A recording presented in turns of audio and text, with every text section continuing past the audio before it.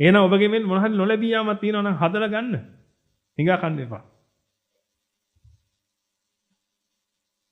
හදලා ගන්න. ඔබ දෙන්න පටන් ගන්න. දිගටම දෙන්න පටන් ගන්න. ඔය වැඩේ වෙලා තියෙන පිංගුතුනේ සමහර විට ඔබට මේ මෙහෙ තියෙන මොන හරි වෙන එකක් ඇදෙනවා මේ වෙලාවේ. ඒකයි වෙන්නේ. මොකද මේවා ඇදෙනවා කියලා එකක් නැහැනේ මේ කොහේ හරි තියෙන වෙන එකක් ඇදෙනවා. ඒක නිසා දැන් මේ වෙලාවේ මොකුත් නැහැ. ව්‍යාපාර කඩා වැටෙනවා. ඒ මොකුත් නැහැ. එහෙනම් මොකද්ද කරන්න තියෙන්නේ? ඔබ පරිසරයක් හදාගන්න පිංගුතුනේ. මේ ටික අද්ද ගන්න. අද්ද ගන්න නම් මොකද්ද කරන්න ඕනේ? දෙන්න පටන් ගන්න.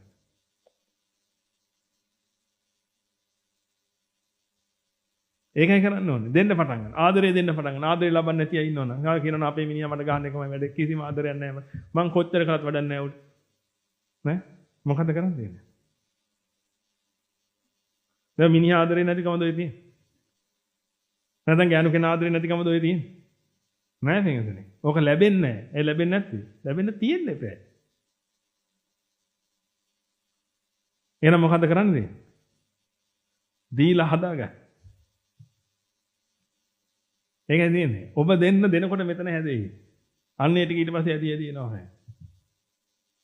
ඒක කියන්නේ ඔබ හිතන් ඉන්නවා සමහරවිට ඔබගේ ස්වාමි පුරුෂයා කියන්නේ සර්ව බලධාරී දෙවියන් වහන්සේ කියලා. ඒකයි වැඩේ. ඔබගේ ස්වාමි පුරුෂයා හෝ වේවා බිරිඳ හෝ වේවා ඔය කියන්නේ පිංගුතුනේ. මස්ලේ කයක් අස්සේ මෙන්න මේ කාර්යය වෙනවා එච්චරයි. ඔගේ මොකෙක්වත් ඇත්තෙත් නැහැ. ඔය තනිකර යන්ත්‍රයක් විතරයි. නමුත් ඔබ හිතාගෙන ඉන්නවා මහ ගරණාදී මිනිස්සයා hina වුණාම hina වෙන්නෙත් නැහැ. ඔන්න ඔය මට්ටමින් ඔබ හිතාගෙන ඉන්නවා පිංගුතුනේ. එයා හරි මොකද ඒ නිකන් සතෙක් නෙමෙයි. මහා දරුණු සතෙක් විතර හිතාගෙන ඉන්නවා. ඔගේ මොකෙක්වත් නැහැ පිංගුතුනේ. ඔය තියෙන්නේ තනිකර මස්ලේ කයක්. ඔය මස්ලේ කයේ තියෙන තනිකර මස්ලේ විතරයි. මස්ලේ ඇට කඩු ගොඩක් තියෙන නැත්නම් සෛල ගොඩක් තියෙන නැත්නම් පරමාණු ගොඩක් තියෙන. ඕක ඇසුරු කරගෙන මෙන්න මෙහෙම හිත යන වැඩ පිළිවෙලක් තියෙනවා. එහෙනම් මේක තනිකර යන්ත්‍රයක් ඔය ක්‍රියාත්මක වෙන්නේ. ඔය සතෙක් නෙමෙයි. ඔය යන්ත්‍රය සම්පූර්ණයෙන්ම ක්‍රියාත්මක වෙන්නේ කාට අනුවද? මෙන්න මෙතනට අනුව වෙන්නේ. මෙතන මොකද්ද ගැලුනේ? ඒකට අනුකූලව ඒව හැදෙන්නේ. මේ විපාක ශක්තිය තමයි ඔය හැම කාර්යයක්ම සිද්ධ කරන්නේ. ඒක කියන්නේ මේවා වෙනස් කරන්න පුළුවන් ඕන නම් මක් කළාද? ප්‍රතිකර්ම කළා. කර්මයට ප්‍රතිකර්ම කරන්නේ. ඒකයි ඔය සීහල වෛද්‍ය විද්‍යාවේ තියෙන ප්‍රතිකර්ම කර කොටස. ප්‍රතිකර්ම ප්‍රතිකාර මේ දෙක මේකයි.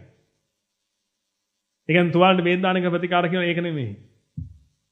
ලෙඩේ හැදෙන්න හේතුව හොයලා බලලා පින්විතනේ කර්මජ හේතුව හොයලා බලලා අන්න ඒක නැති කරන්න. ඒක තවදුරටත් පින්විතනේ ඒකට අනුකූලව මේවා ගැලවෙන්නේ නැහැ.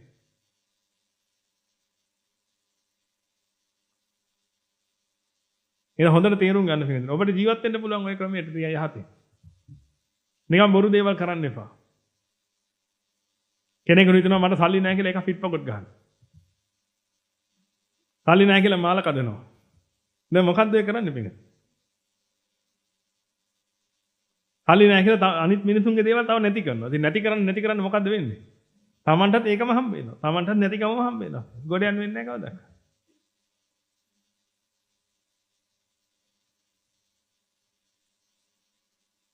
ඒක කියන්නේ නැත්තම් දෙන්න කියලා. දෙන්න පටන් ගන්න. දිගින් දිගටම දෙන්න පටන් ගන්න.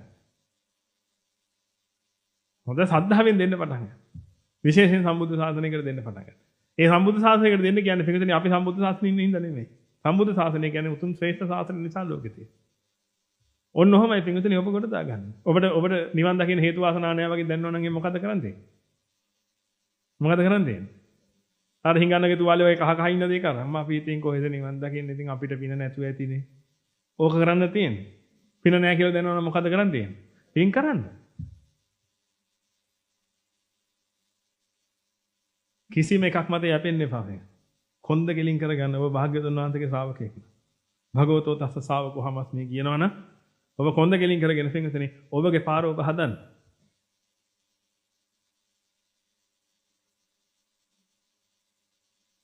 ඔබට දේශනාවල නින්ද යනවා නම් පින්විතනේ ඔබගේ පාර ඔබ හදන්න. ඔබ හොඳට පින් කරන්න ධර්මයේ දෙන්න අනිත් අයට. මොනවා හරි දේවල් කරන්න පින්. බුදුගුණ සත්‍යයනා කරන්න. මොනවා හරි දේවල් කරන්න. නැගිටලා ඉන්න උත්සාහ කරන්න. මොනවා හරි දේවල් කරන්න පින්විතනේ. කළා මේ ගමන යන්න. ඔබට දේශනා නින්ද යනවා කියලා අනේ දෙවියනේ. මට දේශනා නින්ද යනවා. මම බාරයක් වෙන්නම්. මට මේක කළා දෙන්න. ඔතනට වැටෙන්න එපා.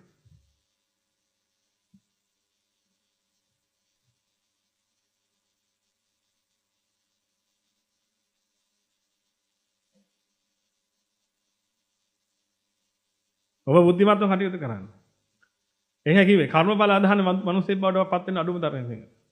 කර්මඵල අදහන මිනිස්සෙක් කවදාවත් කොන්ද කැඩිච්ච විදිහට ජීවත් වෙන්නේ. වැටුණා නේද? ඔන්න ඔය පැති වලින් යන්න. ආයි වැටෙන්නේ නැහැ නේ මේක සරබ කවදාවත්. නිවන පූර්ණ කරගන්නවා ඔබ වැටෙන්නේ නැහැ.